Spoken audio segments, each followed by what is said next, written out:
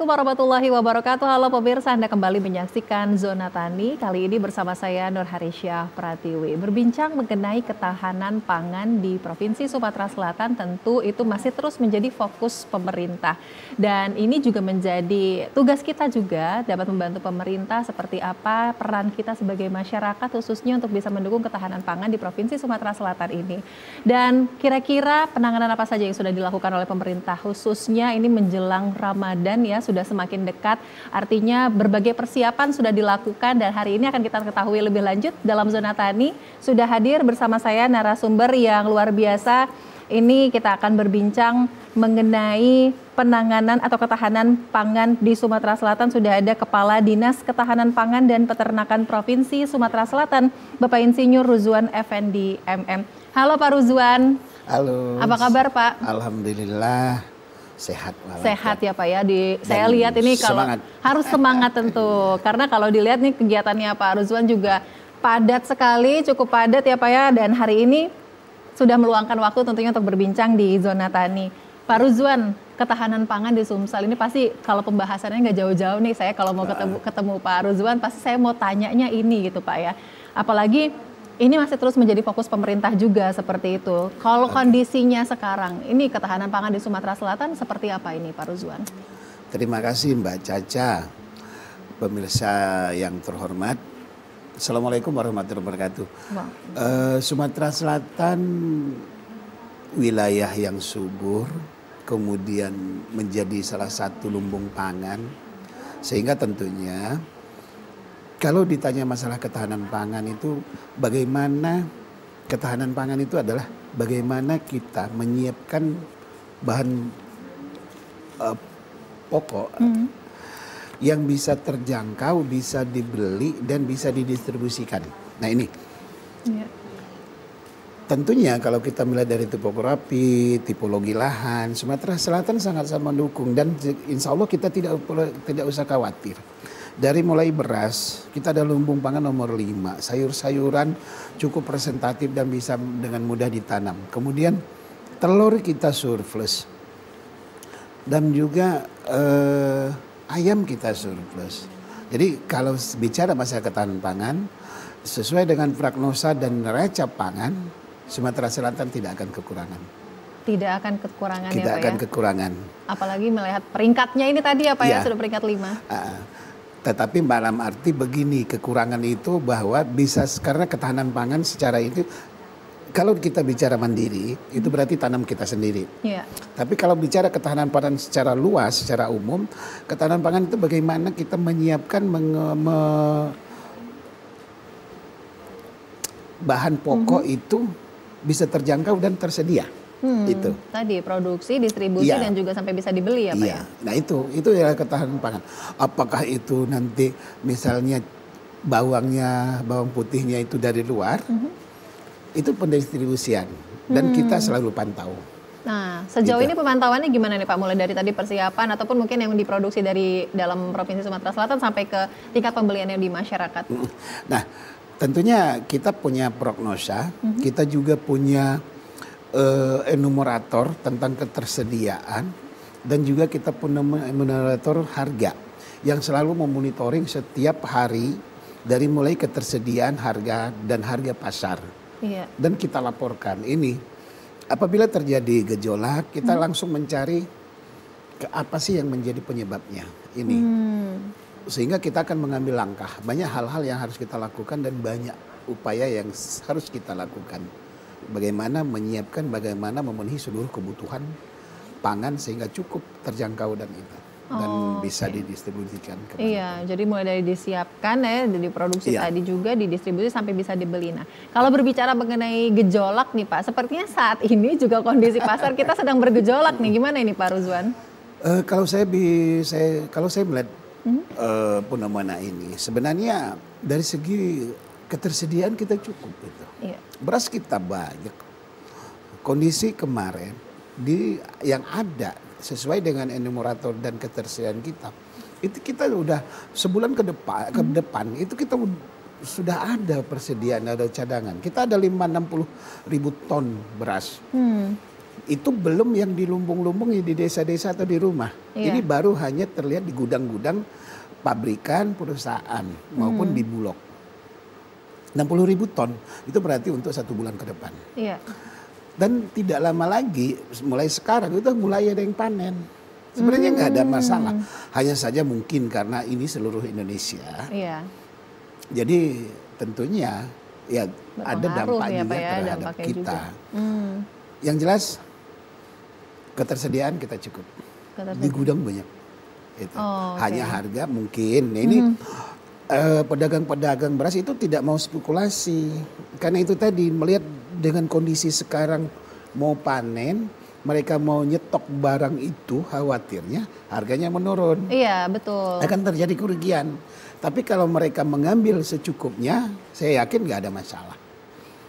Nggak ada masalah. Tapi sekali lagi harga ini tidak hanya di Sumatera Selatan, tapi di seluruh Indonesia ya, seluruh Pak ya. Indonesia, karena berpengaruh juga karena dari produksinya juga. Mengingat ini lagi musimnya ya, Pak ya, El Nino tadi ya berpengaruh. Pengaruh dari El Nino terjadi pengunduran tanam dan tentunya pengunduran panen dengan kemudian setelah musim hujan ada beberapa wilayah yang terdampak banjir, bencana alam banjir. Iya, betul. Walaupun tidak signifikan El Nino, tapi banjir juga berpengaruh terhadap transportasi, terhadap pendistribusian. Iya. Tapi artinya permasalahan yang di Sumatera Selatan ini tidak seperti kalau di Jawa ini kan Pak, permasalahan beras sangat-sangat ini ya luar biasa ya. Tadi mulai dari stoknya yang sedikit hingga harganya. Nah kalau untuk di Sumatera Selatan artinya tidak sampai seperti itu harapannya? Kalau saya melihat sih tidak sampai seperti itu. Tapi karena mungkin penduduk dari Jawa itu terlalu banyak. Lebih gitu. banyak ya Pak ya. Sehingga permintaannya terbanyak gitu. Kemudian juga pemerintah pusat juga presiden sudah punya program bagaimana untuk segera menyalurkan bantuan pangan pemerintah. Iya. Dan juga ada yang namanya SPHP. Itu. Nah SPHP ini kita setiap hari kita gelontorkan, setiap hari kita adakan operasi pasar, gitu. Oke, jadi memang sudah banyak yang harus yang sudah kita lakukan sih sebenarnya. Tinggal bagaimana masyarakat menyikapinya. Mudah-mudahan tidak akan terjadi gejolak. Oke, mudah-mudahan tidak akan terjadi gejolak, apalagi kalau mau melihat ini sudah mau mendekati Ramadan ya Pak ya, jelang Ramadan ini biasanya sensitif sekali gitu. Nah kalau kita melihat sendiri dari produksinya nih Pak, ini kan Sumatera Selatan sebagai peringkat 5 ya Pak ya, lumbung padi. Artinya angka produksinya juga seharusnya luar biasa, mulai dari Banyuasin, Oku Timur ya Pak sampai Oki, ini kan angkanya fantastis gitu. Nah untuk di tahun lalu hingga saat ini gitu ya Pak, melihat seperti apa Pak giat petani kita? Apakah cenderung meningkat kalau dibandingkan tahun-tahun sebelumnya seperti itu atau gimana? Yang jelas petani ini adalah salah satu, kalau saya menyatakan mereka adalah pahlawan. Pahlawan tanda-tanda jasa. Karena kalau tidak ada petani juga tidak akan ada produksi. Iya. Nah, dalam beberapa bulan ini kita melihat bahwa bagaimana petani mempertahankan dan memproduksi, apalagi dengan didukung oleh harga. Dan saya yakin dan percaya sesuai dengan apa yang kemarin menjadi data statistik bahwa petani kita nambah walaupun mungkin karena petani milenial kita juga udah banyak. Nah sehingga salah satu penghasilan itu adalah dari tani, di mana angka daripada produksi dan hasil itu lebih tinggi, sehingga minat mereka itu akan meningkat juga ya. Bagus dan ya. Tidak akan pernah kendor. Saya yakin dan percaya itu, karena salah satu penghasilan yang paling menjanjikan, kemudian yang mungkin kalau bahasa religiusnya adalah yang punya amal yang itu ya dari petani. Karena apa? Kita menyuplai orang gitu loh. Betul. Itu.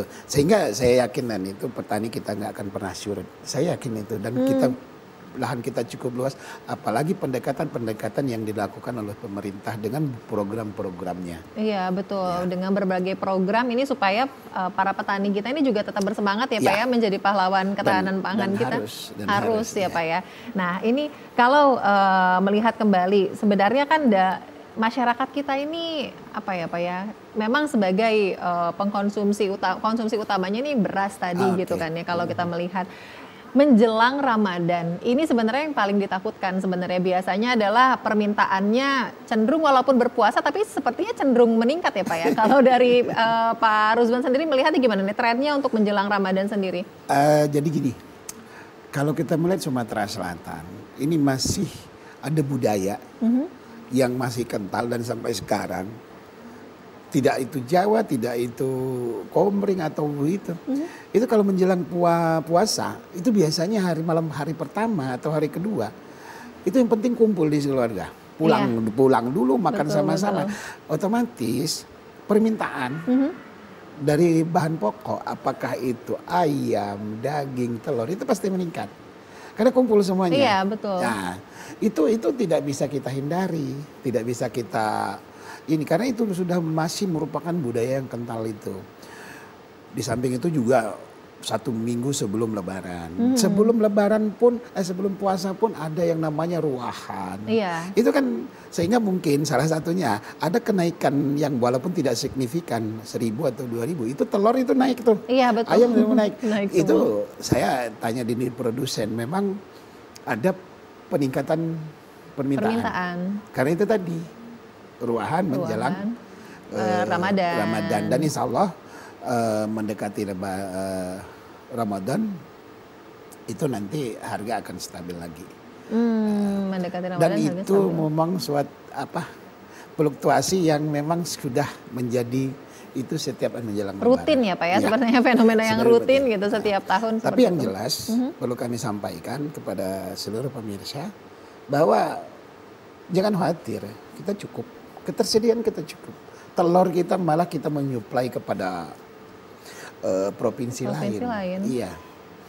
Nah, hanya saja bahwa tidak hanya di Sumatera Selatan harga ini sama semuanya. Kalau Sumatera Selatan telurnya nggak ningkat, justru akan diserbu, akan diambil dari pasar yang lain ya gitu ya Pak. Ini merupakan kestabilan daripada pendistribusian dan harga yang merata gitu. Oke, jadi ini dari masyarakat juga mungkin tidak perlu khawatir, tapi jangan sampai juga mentang-mentang udah mau jelang Ramadan langsung belanjanya yang bejibun itu juga berpengaruh ya Pak? Iya, jadi mungkin pernah ada beberapa yang pernah kami sampaikan kepada masyarakat bahwa belanjalah bijak, belanjalah bijak atau smart buying gitu. Tidak usah panik. Tidak usah panik, insya Allah pemerintah menjamin ketersediaan dari barang-barang tersebut. Kalau kita secara bertahap, pada saat-saat tertentu kita sudah menyiapkan, tidak pada saat mendekati itu jor-joran, saya yakin itu akan stabil. Nah ini pola-pola ini mungkin yang harus kita sampaikan kepada masyarakat semua, bahwa ketersediaan kita cukup. Intinya adalah itu. Karena mereka khawatir, wah saya nanti kalau nggak beli sekarang, kalau nunggu-nunggu itu nggak kebagian. Padahal enggak. Kita cukup banyak. Cukup banyak. Justru kalau panik buying seperti itu justru malah mempengaruhi pasar ya Pak ya. Oke, baik. Ini saya juga penasaran karena sebenarnya orang Indonesia ini Pak ya banyak bisa dikatakan ketergantungan karbohidrat itu dari beras saja. Padahal sebenarnya tidak ya Pak ya, dari untuk konsumsi makanan yang lain dengan kandungan yang sama pun juga sebenarnya sudah bisa. Nah ini yang menjadi PR. Nanti kita akan bahas di segmen selanjutnya Pak Ruzwan. Pemirsa tetaplah bersama kami. Zona Tani akan kembali usai jeda.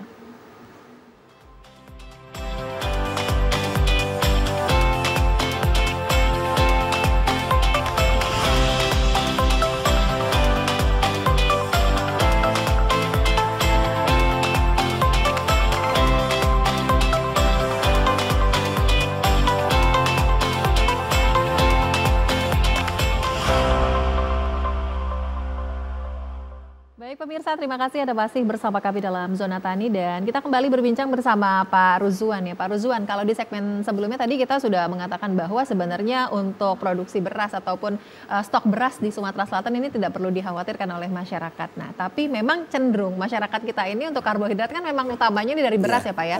Sebenarnya untuk karbohidrat sendiri, ini sebenarnya masyarakat yang bisa dari sumber lain. Kira-kira apa saja nih Pak substitusi untuk beras ini sendiri? Oke Mbak Caca, pemirsa dimanapun berada, sebenarnya diversifikasi ini udah cukup lama. Dari tahun 90-an kita sudah bagaimana kita mensubstitusi karbohidrat itu tidak hanya beras. Dan ini sudah cukup lama. Kemudian terakhir kemarin, bukan instruksi tapi himbauan dari Pak Menteri Dalam Negeri bagaimana kita tidak ketergantungan sama beras.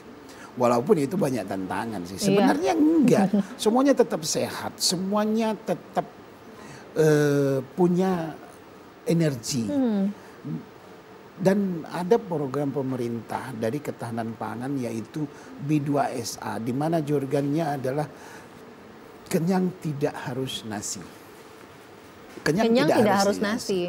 Dan sekarang yang namanya B2SA itu adalah sudah terbagi menjadi karbohidratnya itu tidak, kalau dulu kan karbohidrat itu beras identik. Kalau sekarang karbohidratnya itu ada beras di situ, ada jagung di situ, ada ubi kayu, ada ubi jalar, ada kentang. Itulah karbohidrat yang bisa kita ganti yang namanya substitusi. Misalnya kita pergedel saja nggak usah pakai lagi nasi. Biasanya cukup jadi lauk pergedel aja.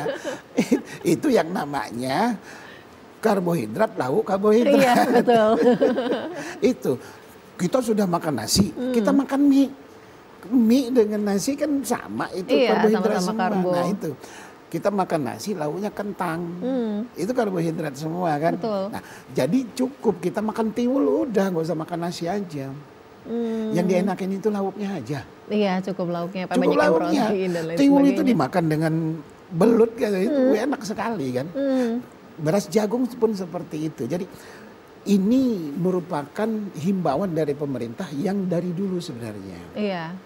Sehingga kita tidak akan pusing kalau misalnya berasnya naik, itunya naik. Cukup aja dibeli kentang, ubi jalar, tiwul, kemudian beras jagung. Iya. Itu semuanya bisa itu. Dan semuanya tetap sehat. Sepertiga nasi, sepertiga karbohidrat, sepertiga protein, sepertiga buah-buahan dan sayur-sayuran. Itu porsi yang tepat. Jadi sepertiganya dan tidak nasi, sepertiga itu dah karbohidrat. Karbohidrat gambarnya itulah B2SA, beragam, bergizi, seimbang dan aman. Iya, bukan semuanya mesti karbonya itu artinya bukan harus nasi aja ya Pak ya. Tapi nyatanya saat ini di Sumatera Selatan masih bergantung dengan nasi. Makanya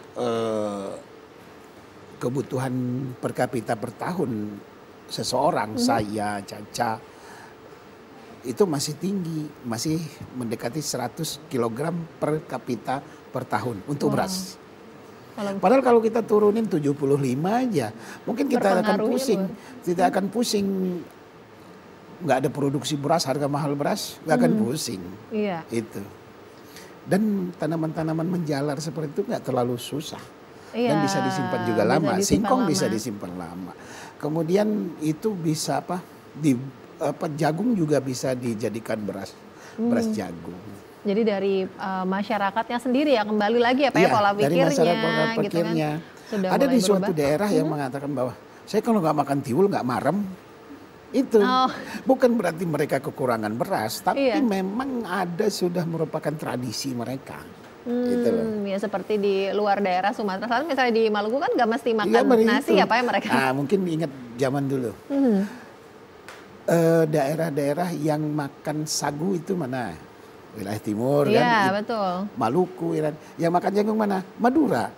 Ya, Jawa Timur kan. Ada, itu dari zaman dulu itu sebenarnya sudah. Kenapa kita nggak bisa ngembangkan itu? Sebenarnya nggak salah dan benar itu. Program ini udah cukup lama. Iya, tinggal dari masyarakat. Kita berharap masyarakat perlahan tidak ketergantungan dengan beras tadi beras, apa ya? sehingga akan menurunkan kebutuhan per kapita per tahun. Seperti misalnya di Thailand itu hanya 75 per kapita per tahun. Wah, Di kita hampir 100. Iya, kita hampir 100. Kalau Jauh 25 sekali. kilogram itu kita substitusi dengan karbohidrat lain, lain. berarti itu bisa untuk yang lain. Betul. Dan akan mengurangi produksi kebutuhan kita. Malah kita bisa ekspor. Wah, Bisa ekspor beras. Benar-benar Pak, dan Iya. manfaatnya jadi bukan cuma untuk Dan kita sendiri. kita nggak pusing mau harga beras naik, terus kekurangan beras impor, enggak. Nggak perlu stres jadi apa ya kalau misalnya karena nggak diversifikasi aja. ketergantungan. Diversifikasi Oke. pangan dan gizi. Nah ini masih juga tentang ketahanan pangan ini kan selain beras ya Pak ya, ini masyarakat ini juga terkadang ketergantungan untuk cenderung membeli. Artinya banyak yang membeli komoditas-komoditas mungkin yang dipakai sehari-hari itu cenderung di pasar gitu ya. Padahal seharusnya ini kan kesadaran untuk penanaman mandiri di rumah ini juga sudah ini. Dari beberapa tahun terakhir ini juga memang pemerintah Provinsi Sumatera Selatan sudah melakukan gerakan ini. Nah, sekarang kalau kita lihat Pak, kira-kira seperti apa perkembangannya? Apakah memang sudah jauh sangat pesat kemandirian pangan dari masyarakat ini sendiri? Terima kasih Mbak Caca, pemirsa. Sekalian saya menghimbau ini. Yuk tetap galakan merubah mindset dari pembeli menjadi penghasil. Nah, walaupun hanya satu komoditi saja, tapi kalau kita punya tanaman di depan rumah kita masing, tidak perlu harus menunggu, tidak perlu harus meminta dari pihak luar dalam arti bibitnya, benihnya. Kita beli cabai yang tadinya itu yang bagus, kita benihkan sendiri, kita udah punya benih. Betul. Nah ini untuk menghimbau. Kenapa? Dengan kondisi ada beberapa waktu yang lalu cabai harga hampir 100. Orang teriak, tapi kalau kita punya tanaman, terserah lu dah, gua mah tinggal metik, kayak gitu kan. Iya, nggak perlu pusing-pusing. Nggak perlu pusing-pusing. lagi. Itu makanya kalau bisa, bukan harus mengganti kembang yang ada di depan rumah kita. Kembang itu cukup mahal loh. Dan perawatannya juga cukup susah kan. Kenapa nggak kita ganti cabai? Kenapa kita nggak ganti tanaman-tanaman yang menghasilkan Tomat ya Pak ya. tomat itu nggak susah itu. Dan satu lagi, kalau memang kita kesulitan benih atau bibitnya, bisa datang ke kantor. Bisa datang ke kantor, ke Dinas Ketahanan Pangan dan Peternakan atau ke Dinas Pertanian. Ini bisa kita sekaligus bagaimana mengedukasi untuk budidayanya. Mengedukasi untuk budidayanya. Untuk budidayanya, bagaimana sih tanam cabai yang bagus, bagaimana tanaman sayuran yang bagus, yang baik, yang menghasilkan. Kita juga ada edukasinya seperti itu. Jadi mari masyarakat seluruh Sumatera Selatan untuk tetap melanjutkan secara masif gerakan Sumsel Mandiri Pangan. Gerakan Sumsel Mandiri Pangan masih terus harus ya Pak ya. Dan itu merupakan jargon. Dan terasa, sangat-sangat terasa. Bukan berarti kita melihat siapa yang mencetuskannya, tidak, tapi bagaimana manfaatnya itu. Manfaatnya untuk kita semua dan Iya. memang sudah sangat terasa Sangat gitu ya terasa. Pak ya. Semoga ini dari masyarakat juga semakin meningkat kesadarannya mulai dari tadi ya bisa tidak bergantung terhadap beras dan juga tadi masih tetap terus mendukung Sumsel Mandiri Pangan dengan tadi mandiri juga untuk menanam tanaman-tanaman atau komoditi pangan yang biasa kita gunakan sehari-hari. Terima kasih Bapak Ruzwan Effendi, Kepala Dinas Ketahanan Pangan dan Peternakan Provinsi Sumatera Selatan telah bergabung bersama kami hari ini di Zona Tani. Semoga kita nanti bisa berbincang dengan tema-tema menarik lainnya ya Pak ya. Dan pemirsa, itulah tadi perbincangan kami untuk membahas ketahanan pangan di Sumatera Selatan. Akhir kata saya Nur Harisya Pratiwi pamit. Wassalamualaikum warahmatullahi wabarakatuh. Sampai jumpa.